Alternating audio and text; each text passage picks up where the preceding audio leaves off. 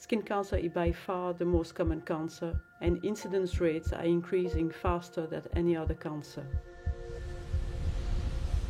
In a recent survey of 450 of my colleagues across Europe, we have found that 2/3 of our patients are delaying seeking medical advice after the first signs of skin cancer. Within the clients that I see, they have quite high levels of anxiety, which is absolutely normal and totally understandable. And as with anything, the longer you leave it, the bigger it becomes. So it's really important to try and recognise it early, which can be quite difficult for some people.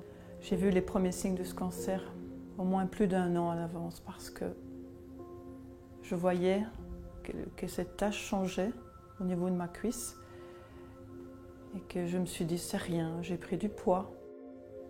Je sentais face à ces signes qu'il y avait quelque chose qui était derrière ça qui n'était pas normal. Et en fait j'ai fui à la réalité parce qu'au plus profond de moi-même je savais que c'était négatif, dans le sens pas bon. Et je me suis caché la face, je pense, de peur, parce que j'ai perdu mon papa quand c'est la maladie d'Hodgkin, les ganglions. Et pendant 7 ans, je l'ai vu souffrir à une déchéance physique. Et je me suis dit, s'il m'arrive quelque chose, je ne veux pas le savoir. Le déni est un mécanisme très complexe qu'on ne connaît pas encore complètement, mais dont on sait qu'il a vraiment une fonction pour aider sur le plan psychologique les personnes dans ces situations qui les dépassent. Chacun de nous dispose de ce mécanisme, en tout cas à petite dose, lorsqu'il est adapté. C'est par exemple ce mécanisme qui nous permet de nous lever tous les jours sans penser constamment au fait qu'un jour on ne sera plus là. Et j'ai fermé toutes les portes pour me protéger, pensant me protéger, or que du contraire, je ne me protégeais pas du tout, je m'enfonçais. Anybody can be affected by this, regardless of education, sex, social background, and it's important that people don't feel guilty or that they are to blame. Mais là où cela peut poser problème, c'est lorsque ce déni est trop important. Bien sûr, il correspond au fait qu'il aide la personne émotionnellement à digérer le choc de la menace, mais il met en danger la vie de l'individu. Et j'ai mes enfants qui m'ont aussi aidée, qui m'ont dit « Maman, cette tache n'est pas belle ». Et je disais « Oui, je veux aller voir, je veux aller voir, je veux aller voir ». Je me sentais coupable à du 1000% de ce déni en fait, de ce déni de ne pas vouloir voir les choses sur le cancer de la peau, c'est quelque chose de visible, qu'on peut détecter facilement. As a dermatologist, I see too many examples of this. I'm sorry to say that not all such stories have a happy ending, and this delay may cost lives. We need to understand why people delay and give them the right psychological support. C'est très important de comprendre que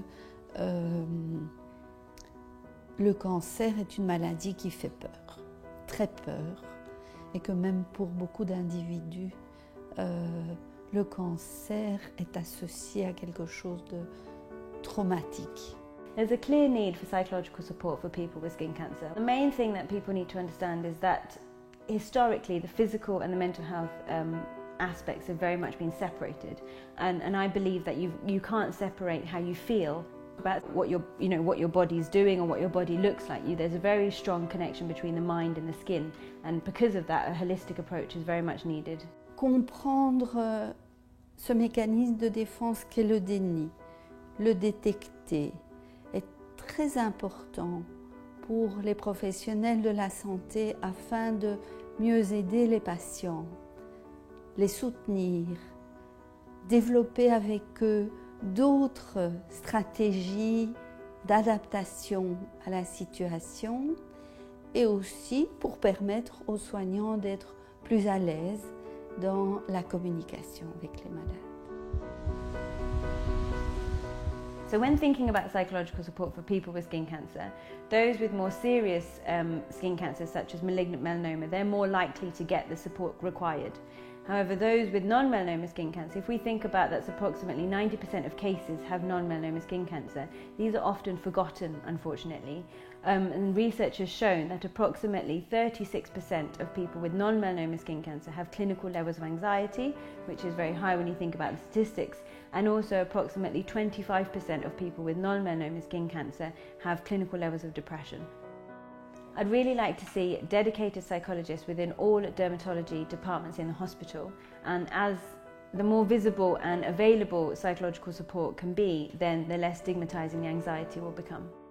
Je crois que j'ai eu une bonne étoile, mais bon, parfois il n'y a pas toujours de bonne étoile. Et donc je voudrais sensibiliser ça à des gens qui je veux pas qui font comme moi, parce que simplement, qu'est-ce que c'est d'aller voir un dermatologue et de montrer rien du tout. So we need to continue to educate the public, because the majority of skin cancer can be treated successfully if they are caught early.